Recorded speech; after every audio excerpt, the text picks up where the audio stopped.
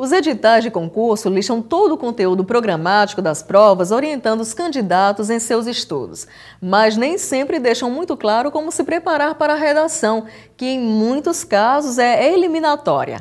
Neste bloco, vamos saber quais são os principais critérios de avaliação adotados pelas bancas e como acontece a preparação para esta prova. E quem dá as dicas agora é Eduardo Sampaio, professor de língua portuguesa com vasta experiência em concursos públicos. Professor Eduardo, como é que os candidatos devem se preparar para as redações de concurso público? Olha, a primeira dica que a gente dá realmente é a escrita constante, né? Muita gente fala de leitura como algo fundamental para a redação. E, na verdade, é importante. A leitura é fundamental, sim. Só que ler e escrever são habilidades diferentes. Assim como a gente começa a estudar inglês, por exemplo, tem aquela história do listening, que vai ouvindo, né? Depois o speaking, começa a falar alguma coisa, e só depois vem o writing, que é, de fato, reading, writing, são as últimas habilidades, escrita e leitura e escrita. Em português também é assim. Então, a gente lê o tempo inteiro, não é algo que vai determinar a boa redação, é algo que vai ajudar bastante. Então, o primeiro caminho é escrever. Muita dedicação, horários certinhos, fixados mesmo para tudo. Muita disciplina.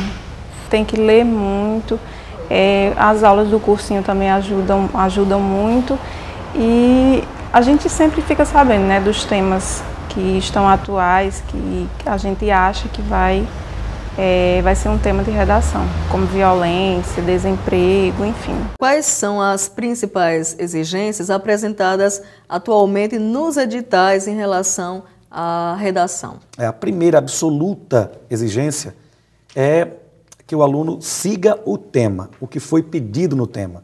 Muitas vezes há uma fuga completa, e essa fuga completa, eu já peguei algumas redações assim de fuga completa ao tema, e tem editais em bancas de concurso também, e você tem um zero absoluto, zero imediato. Aí você tem os problemas pontuais da redação. Desde problemas de cunho gramatical, por exemplo, alguns elementos de concordância, de grafia. Muita gente fala erro de ortografia, mas não é bem erro de ortografia, né? Porque o orto já é correto. Então você tem erros de grafia. Muita gente tem problemas com a grafia, problemas com a concordância, que são aqueles que dão na cara, como a gente diz, que chamam a atenção. E esses são problemas mais cruciais. E depois você tem problemas como redundância também, né? O subir para cima, descer para baixo, entrar para dentro, sair para fora. O hemorragia de sangue, são os pleonasmos viciosos que a gente comete até por força do hábito, mas que na redação contam muito. Porque eu costumo dizer que o espaço de 30 linhas, que geralmente é o limite das redações, é um espaço para você mostrar competência. Então, alguns termos, como isto é, ou seja, que vão introduzir novamente o que você já disse antes, são basicamente uma entrega de quem está escrevendo. Eu não fui claro, examinador, vou dizer tudo novamente. Então, esses pequenos detalhes vão sendo percebidos pelo examinador, que está ali sem nervosismo, está ali não para passar no concurso, no vestibular, em nada disso, está ali só para avaliar. Então, ele vai sendo criterioso, porque a banca exige isso, critério, ponto a ponto, vírgula a vírgula. É isso que leva em consideração, é isso que é levado em consideração na hora de uma redação. Claro, além do conteúdo, de tudo que o aluno expôs, mas a parte de língua portuguesa em si, a parte gramatical, a desenvoltura com o texto, são elementos fundamentais aí. Os formatos pedidos com mais frequência são mesmo os textos dissertativos argumentativos? O texto dissertativo, de espécie argumentativa, é realmente o tipo de texto mais exigido no vestibular e no concurso público. Por quê? Porque ele espera do candidato a sua opinião, o seu posicionamento sobre os fatos, e muita gente não atenta para isso. Então, despeja a informação. O último tema do Enem, por exemplo, tratava da questão da lei seca. Então, o aluno coloca que a lei seca é algo implementado pelo governo federal, que procura evitar a embriaguez ao volante e tal. Tudo isso é importante. Agora, desde que ele faça isso em um parágrafo só. E que os outros parágrafos do texto sirvam para debater o que é que há de bom nessa lei, o que é que há de ruim nessa lei. Os efeitos já aconteceram ou não aconteceram? Quer dizer, é o debate argumentativo. O que é que pode ser melhorado? É a posição dele diante do tema. Atualmente, quais são os temas, né, os assuntos mais explorados nas principais provas, né, de concurso, pelas principais bancas? Eu tenho algumas turmas em que a gente trabalha essa parte de redação e há sempre dois temas. Um tema para o pessoal que vai fazer vestibular e um tema para concurso público. Já que o vestibular entra muito pela linha social. Então o Enem, por exemplo, é sempre algo ligado ao Brasil, é sempre algo ligado a algum programa do governo. O governo não vai se expor para ser criticado, ele bota sempre um projeto que ele implementou, alguma coisa que vem dando certo. Então ele fala de trabalho infantil, para o combate ao trabalho infantil, ele fala da lei seca, que foi o caso. Já o concurso, não.